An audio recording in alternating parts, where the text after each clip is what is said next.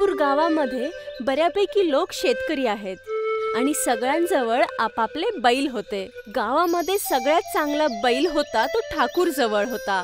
ठाकूरचा बैल खूप मजबूत आणि ताकदवान होता. मागच्या काही वर्षांपासून तो बैलांची शर्यत जिंकत येत होता आणि याच गोष्टीचा ठाकूर आणि त्याच्या मुलाला गर्व होता. आपला शेरूचा मुकाबला कुठलाच बैल करूच नाही शकत. चिंटू त्याचा बैल शेरू आणि एक नोकर सोबत शेरूला गावामध्ये फिरवायला घेऊन जात होता. मुलं शेरूला बघून इकडे तिकडे पळत होती. पळा, शेरू येऊ लागला. मुलांना घाबरून पळत बघताना चिंटूला खूप चांगलं वाटायचं. तो खूप आनंदी व्हायचा. पळा पळा, नाहीतर माझं शेरू तुम्हाला सोडणार नाही. ती मुलगी पळता पळता खाली पडली आणि शेरू रागामध्ये तिच्याकडे पळू लागला.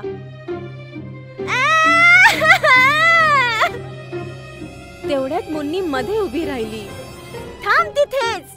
हे तू सगळं काय करतोस चिंटू?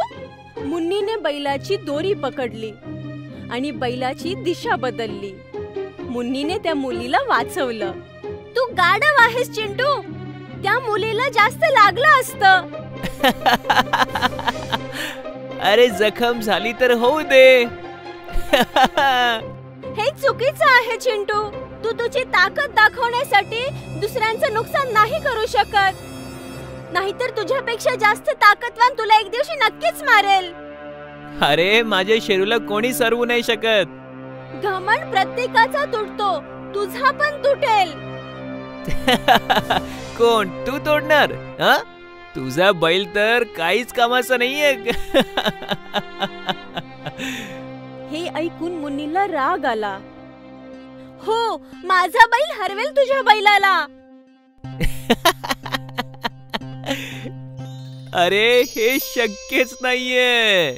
आणि जर हरवलं तर मग मी माझ्या बैलामुळे कोणालाच त्रास नाही देणार. ठीक आहे, तर मला मंजूर आहे. चिंटूने ही चुनौती त्याचे वडील ठाकूराला सांगितली. ह्याला ऐकून ते हसू लागले.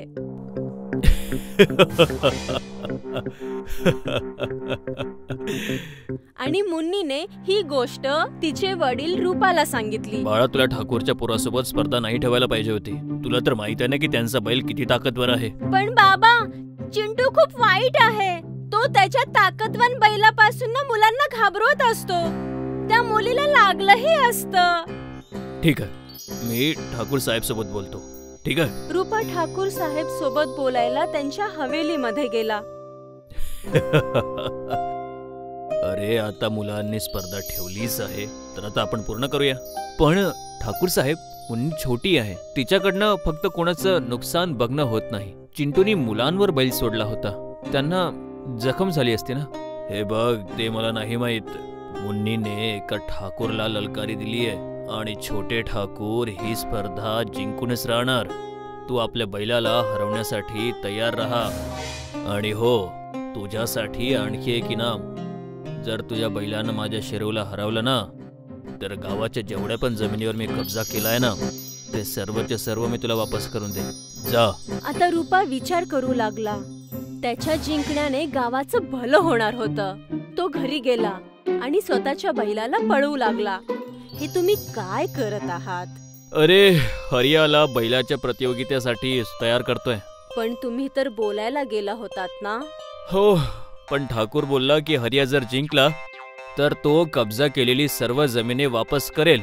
यात गावाचं पण भलं आहे. यामुळे मी ही स्पर्धा स्वीकारली. त्याच दिवसापासून लीलाने हरियासाठी पौष्टिक जेवण बनवायला सुरुवात केली, ज्यामध्ये चणे, डाळ, गूळ, घी मिसळलं होतं. रूपा आणि मुन्नी हरियाला गावाच्या बाहेर घेऊन जाऊ लागले शर्यतीचा अभ्यास करण्यासाठी. सुरुवातीला हरिया हळू पळत होता. काही दिवसानंतर त्याचा वेग वाढू लागला होता. मुन्नी स्वतः हरियासोबत पळू लागली होती आणि पौष्टिक जेवण करून हरिया दिवसेंदिवस तंदुरुस्त दिसू लागला होता. बाबा, आपला हरिया किती छान दिसत आहे ना.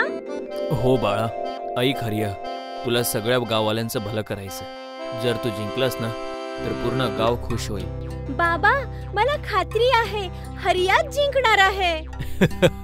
बाळा, मला पण. मुन्नी आणि रूपा हरियाकडून जास्तीत जास्त अभ्यास करून घेत होते. ते दोघं खुश होते.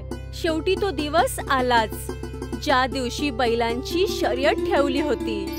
सगळ्या बैलांना सजवलं गेलं होतं. ठाकूरचा बैल शेरू शरीराने सगळ्यात मोठा होता आणि रूपाचा बैल हरिया सगळ्यात छोटा. तुझ्या हिम्मतची दाद द्यायला पाहिजे. एवढ्या छोट्या बैलाची स्पर्धा माझ्या बैलासोबत करतोयस. ठाकूर साहेब, कोण जिंकणार ही तर वेळच सांगणार. तेवढ्यात सांगितलं गेलं की प्रतियोगिता सुरू होणार आहे. सगळे बैल आपापल्या जागी आले आणि ढोल वाजताच बैलांनी पळायला सुरुवात केली. शेरू सगळ्यात पुढे होता, पण बघताच छोटा हरिया शेरूच्या पण पुढे आला. लोकांना विश्वास बसत नव्हता की छोटासा बैल एवढा शक्तिशाली आहे. ठाकूरला आश्चर्य झालं. हरिया भलेही छोटा होता, पण फुर्तीला होता. तो सगळ्या बैलांना मागे ठेवून प्रतियोगिता जिंकला होता. आपण जिंकलो, आपण जिंकलो. हरिया! रूपा आणि मुन्नीने हरियाला जवळ घेतलं. गावात खूप जास्त उत्साहाचं वातावरण होतं. गावकरी खुश होते.